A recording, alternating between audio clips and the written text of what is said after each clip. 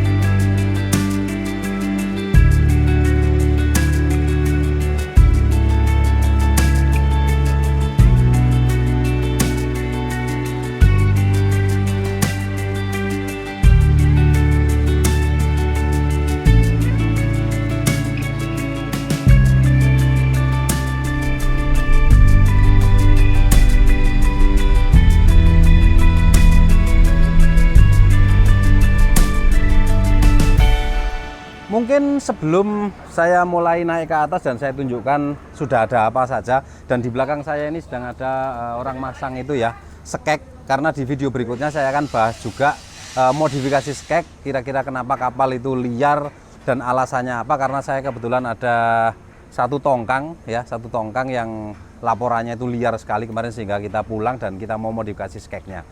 Jadi di sini ada sedikit pengetahuan nanti. Mungkin di video berikutnya karena hari ini saya akan coba fokus ke atas saja. Tapi sebelumnya saya akan cerita dulu di perjalanan kita kemarin itu jadi rencananya memang karena libur ya, karena hari Senin itu libur, jadi Sabtu, Minggu, Senin kita berada di daerah Sambas sana. Jumat siang kita dari Pontianak ke Singkawang dan kami nginep di Singkawang selama 1 malam. Kemudian besok paginya kita perjalanan ke Temajuk itu melalui Sambas, dan melalui Sambas itu nyebrang dua kali. Nah seperti ini penyeberangannya. Yang pertama itu ada di daerah mana dulu itu yang tempat KMP Billy terbalik itu di situ. Kemudian setelah itu kita ada perjalanan sekitar 1 jam atau 1,5 jam gitu. Kemudian kita nyebrang lagi di daerah Ceremai namanya. Itu KMP Binaul ya, KMP Binaul, dan desainernya itu Mas Rio. Dan kapalnya memang bagus. Seperti ini kita mulai naik, kemudian ya kita lihat seperti inilah. Itu proses kita naik ke kapalnya, dan ada di situ ada saya sedikit komen-komen masalah penutup hatch coming dan segala macam. Kemarin ada yang bertanya mengenai engine casing untuk kapal-kapal yang ada gelagaknya, ada muatannya. Nah, seperti ini. Ketika dia engine casingnya itu gelagaknya ada muatan, dia pengikatannya lebih banyak. Baut-bautnya lebih banyak sekali. Dan biasanya untuk kapal-kapal gede dia ini di aspal atau di semen, bukan di aspal tapi di semen. Jadi ketika dia mau bongkar pasang mesin dia akan buka, dan ini pengikatannya lebih banyak dari biasa. Setelah itu perjalanan menuju Temajuknya dari Pelabuhan Ceremai itu Temajuk memerlukan waktu sekitar 3 jam dan melewati jalur yang berbatu ya. Ya ada sebagian yang sudah diaspal sedikit, kemudian ada mulai dikasih batu-batu warna abu-abu itu, dan kemudian masih ada yang jalan tanah ya, batu dan tanah. Dan memang dia ini tidak rata, tapi kalau dibuat laju itu dia sangat nyaman sekali, sangat nyaman sekali ketika kita laju. Kalau pelan-pelan memang sangat terasa sekali dan mantap banget, suasananya kanan kiri itu masih alami sekali. Kemudian 3 jam berikutnya kami sampai di penginapan, namanya penginapan apa kemarin itu ya, dia di sini ada rumah miring, rumah terbalik. Kemudian penginapannya seperti ini, ada rumah-rumah, jadi kami tinggalnya di satu rumah, satu keluarga satu rumah ya, dan kami parkirnya juga berada di depan kamar kami masing-masing. Suasananya sangat bagus seperti ini, dan ada untuk mainan anak-anak. Kemudian ada hiburan juga rumah terbalik, dan kita bisa action di rumah terbalik itu. Dan juga ada pantai di ujung dari rumah-rumah ini. Kita jalan sekitar 2 menit ya, itu ada ketemu pantai. Dan kita nginep di sini 1 malam, kita istirahat, kemudian besok paginya kita lanjut ke beberapa tempat yang menurut itu dia adalah tempat-tempat rekreasi yang ada di sekitar Temajuk itu. Nah, ini sekek sudah mulai terpasang tulang-tulangnya ya. Nah, teman-teman bisa lihat di sini dia sudah mulai dipasang. Jadi di sini ada faceplate, di sana tidak ada. Sekali lagi sering saya tunjukkan juga kenapa di sini ada faceplate-nya, di sana tidak ada. Karena di sebelah sana nanti itu ada plat langsung bisa dilas, tapi yang sini kita tidak bisa ngelas karena udah tertutup oleh plat sana, sehingga kita kasih faceplate yang nantinya di sini akan ada slot well. Slot well di sini juga ada slot well di bawah, kemudian di atas itu juga nanti ada slot well. Dan ini miring ya, ini miring. Kenapa di sini miring? Nanti saya tunjukkan di video berikutnya. Ya, di video berikutnya akan saya bahas karena kebetulan itu Desa Soreang itu, di sana itu ada Desa Soreang yang suka saya update beberapa kali videonya itu. Ternyata dia setelah berlayar itu cukup liar ya, dan nantilah saya kasih alasannya kenapa dia liar, dan mungkin teman-teman bisa mengambil pelajaran dari pengalaman saya ini yang kurang bagus ini. Mudah-mudahan besok videonya bisa teman-teman pakai untuk pelajaran. Yang jelas sekarang ini seperti ini, dan ini belok, nanti akan saya jelaskan juga. Masih sama ya, belum ada perubahan yang signifikan setelah beberapa hari ini. Mungkin karena mereka lebih fokus di bagian bawah, dia bikin sekek dan juga di dalam engine room, karena ada beberapa yang perlu dipasang di engine room. Tapi di sini sudah mulai kelihatan ada tangga yang nantinya akan dipasang di kanan kiri manifold ini, di kanan kiri manifold. Ya, belum ada perubahan yang signifikan. Kemarin ini pipa isi, kemudian pipa udara juga sudah saya tunjukkan di video sebelumnya. Masih sama seperti ini. Untuk perjalanannya, kemarin kami dari penginapan itu ada beberapa lokasi yang kita datengin. Yang pertama yaitu lokasi pantai juga. Seperti ini ya, seperti ini. Ada batu-batu dan kita ada ngambil beberapa foto juga di situ. Ya, jadi ini pantai, ada penginapan-penginapan juga. Kemudian kita mungkin kalau cuacanya bagus dan airnya sedikit pasang, kita bisa snorkeling di sini. Cuma karena waktu itu kita tidak nginep di sini, makanya hanya singgah sebentar saja. Selain itu, di sini juga ada penginapan yang bentuknya seperti kapal. Ya, seperti yang teman-teman lihat ini, nampaknya di bagian atas belum jadi, atau mungkin atas itu khusus untuk kafe ya, kita tidak tahu. Saya cuma di sini aja, tidak usah masuk ke situ. Jadi ini kalau kita lihat jendela-jendelanya itu, yaitu tiap kamar dan ada AC-nya juga. Kemudian ya memang bentuknya seperti kapal sih. Nah ini, dan pas di tepi laut juga, Tadi pantai, kemudian penginapan seperti kapal, lalu sekarang ada ini Teluk Atong Bahari ya, di daerah sini juga. Temajuk sini, dan di sini juga ada penginapannya ya. Kayaknya di sini lebih rame karena mungkin tempatnya ya tidak tahu ya, mungkin lebih banyak dikenal orang kali. Nah, di situ ada tempat penginapan juga. Kemudian di belakang sana, dan ini tempat parkirnya cukup luas. Lalu di tepi sini juga anak-anak nampaknya bisa main air itu kalau sore atau pagi ya. Nah itu di sana ada pantainya sepanjang penginapan ini. Kita lihat di dalam ya. Wah, ini ada Bang Maryadi lagi masang tangga.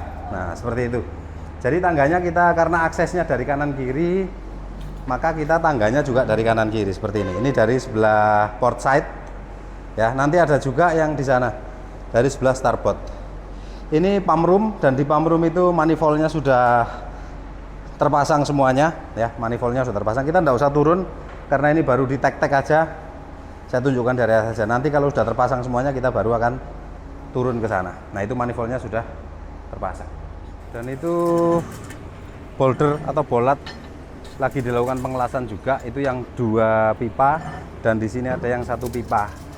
Ini pipa-pipa untuk pemadam. Di sini ada apa? Foam ya, air bercampur foam. Nah, ini boulder yang 1 dan itu boulder yang 2 sedang dilakukan pengelasan. Kemudian pada hari berikutnya, pada hari Senin pagi, itu kita perjalanan dari Temajuk langsung menuju ke Pontianak. Cuma kita tidak menyeberang lagi ya. Kita tidak menyeberang lagi melewati beberapa penyeberangan kemarin, 2 penyeberangan. Kita langsung ke Aruk ya, melewati Aruk, dan semuanya lewat darat. Jalannya juga sama, dia masih berbatu seperti ini ya, masih berbatu dan juga debu tentunya, debu di mana-mana ya, berbatu dan debu. Dan kita perjalanannya full lewat darat dan memakan waktu sampai rumah itu. Saya sampai rumah itu sekitar pukul 10, jadi 14 jam kami nyetir non-stop. Bukan non-stop ya, kita ada berhenti di Aruk untuk istirahat, makan siang, dan sholat di situ, sholat duhur waktu itu. Setelah sholat duhur kita langsung bablas sampai ke Pontianak. Ada berhenti dulu sholat maghrib di daerah Mempawah, seperti itu. Nah, itu ya, itu Desa Soreang. Dia udah berlayar sekitar 2 bulan dan diketahui ditarik menggunakan RP 2015. Itu dia cukup liar. Saya awalnya ragu-ragu, bukan ini ya, bukan kita menyimpulkan ini kurang apa. Yang jelas ya nantilah di video berikutnya akan saya sampaikan kenapa kapal itu, tongkang itu bisa liar. Ada beberapa kemungkinan, ada beberapa penyebab juga, nanti akan saya buatkan video ketika dia sudah ngedok ya, seperti itu. Kemudian kemarin saya ada bicara sedikit mengenai dampak harga material, terutama plat kapal ya, plat marine yang kita mau pakai untuk membangun kapal. Dampak dari harga plat itu akibat invasi Rusia ke Ukraina. Kita ada bahas juga dengan Kepala Cabang BKI, karena kemarin kita ke Pulau Temajuk itu bersama dengan Kaca BKI dan tentunya dengan semua surveyor. Ya, jadi saya ada sedikit bahas mengenai kira-kira berdampak secara signifikan enggak sih peperangan antara Rusia dan Ukraina itu terhadap harga plat yang ada di Indonesia. Karena kita tahu plat sebagian besar plat-plat yang kelas asing ya, kelas asing BV, ABS, NK itu biasanya dia produksinya bukan dari KS ya. Sebagian besar itu mereka datangkan dari Ukraina atau mereka impor dari Ukraina. Sehingga kalau misalnya di sana terjadi peperangan pasti akan berpengaruh. Ya tentunya harganya pasti akan naik. Tapi kita akan coba lihat komentar dari beberapa rekan-rekan dari BKI berikut ini. Nah, ini kebetulan kan itu ya, surveyor kelas semuanya ya. Nah, hubungannya apa perang antara Rusia sama Ukraina ini ke harga plat kapal nantinya? Kira-kira seperti apa? Ayo Mas. Ya pasti ada lah. Orang kalau dia produksinya di sana kan dalam kondisi perang, orang nggak mungkin produksi plat misalnya. Ya. Soalnya kita tahu kan kadang-kadang plat yang murah-murah itu katanya kan dari Ukraina ya, kelas BV, kelas ABS. Cuma menurut Pak Idi tadi katanya tidak semua daerah di Indonesia ini akan terpengaruh, karena ada beberapa daerah yang dia 100% menggunakan plat dalam negeri ya, plat dalam negeri. Nah, kira-kira daerah mana saja Pak yang terganggu itunya? Kalau kita melihat ini kan ya mungkin yang berdampak hanya di Batam, yang tergantung pengusahanya kan, mereka beli plat dari mana. Kalau di Batam kan banyak mereka datangkan dari luar dibanding dalam negeri kan, karena ya Batam lain kan free istilahnya ya, kalau nggak salah free anu lah untuk impor barang-barang untuk marine. Jadi pasti yang di sana itu banyak menggunakan, kalau kita pelajari yang dulu yang terjadi kan banyak dari Ukraina ya, tentunya boleh klasifikasi asing lainnya. Kalau BKI tetap produk dalam negeri. Soalnya kemarin ada info juga dari kawan di Batam bahwa ya yang saya sampaikan kemarin Pak Idi itu suka ngeluh karena dia suka belanja plat yang kelasnya dari kelas luar Mas. Dan pengusahanya ditanya kenapa pakai kelas NK atau BV atau ABS. Katanya plat kelas asing itu lebih murah daripada kelas BKI. Makanya lebih murah itu ya. Kalau kita dapat informasi dari industri-industri galangan memang selalu menyatakan murah dibanding dengan produk dalam negeri ya. Ya mungkin persoalannya di sana kan bisa memproduk bahan bakunya ya. Kalau kita di Indonesia kayak Gunawan, Jaya Steel, KS itu semua bahan bakunya dari impor. Jadi kita beli plat yang apa sih namanya tebal itu baru yang di roll itu dari luar, tidak ada dalam negeri itu. Pasti mahal Pak. Biaya impornya itu aja berapa, produknya berapa pasti lebih mahal. Berbeda lah kalau langsung diproduk dari sana. Ya itulah anunya kalau kita mendengar dari beberapa pengusaha galangan kapal dan pelayaran itu pasti lebih murah memang dari luar. Iya. Apa memang Pak kalau yang produk dalam negeri itu kalau ke Batam itu harus ada bea masuknya juga? Beda kalau yang dari luar negeri ke Batam itu kan free. Kalau nggak salah ada begitu juga katanya. Kalau di Batam free Pak itu. Enggak, kalau yang dari dalam negeri malah Pak kena katanya Pak. Kena. Iya, masuk ke Batam malah Kena, iya. kena Pak. Kalau dari luar negeri justru malah free. Nah, yang kita Kayaknya tahu itu. pembangunan kapal di Indonesia ini kan Batam mungkin terbanyak ya. Ya, terbanyak ya. Artinya berarti memang ada pengaruh ya, ada pengaruh kejadian di Ukraina itu dengan kira-kira progres kedepannya pembangunannya akan menurun atau gimana, mungkin pengaruh nggak? Ya kalau masih sebatas obrolan ya Di warung kopi. warung kopi ya pasti ada, tapi kan kalau mau secara ilmiah benar apa tidaknya kan mesti ada penelitian. Kalau produksi berkurang, Ya. permintaan banyak. Permintaan banyak pasti naik harga kan. Oke, itu saja video kali ini. Tidak ada ilmu pengetahuan apa-apa ya. Saya hanya menunjukkan perjalanan kami beberapa hari kemarin bersama teman-teman dari kelas BKI. Dan kita ada tunjukkan juga beberapa tempat rekreasi yang ada di daerah Kalimantan Barat ini.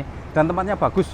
Kita tidak perlu ke luar negeri atau kemana. Kita punya tempat-tempat yang sangat bagus, apalagi daerah timur sana. Ya, terima kasih sudah menyaksikan sampai sejauh ini. Mudah-mudahan menghibur ya, karena ya mungkin ada sedikit yang bermanfaat ya. Silakan diambil ilmunya lah. Terima kasih. Assalamualaikum warahmatullahi wabarakatuh.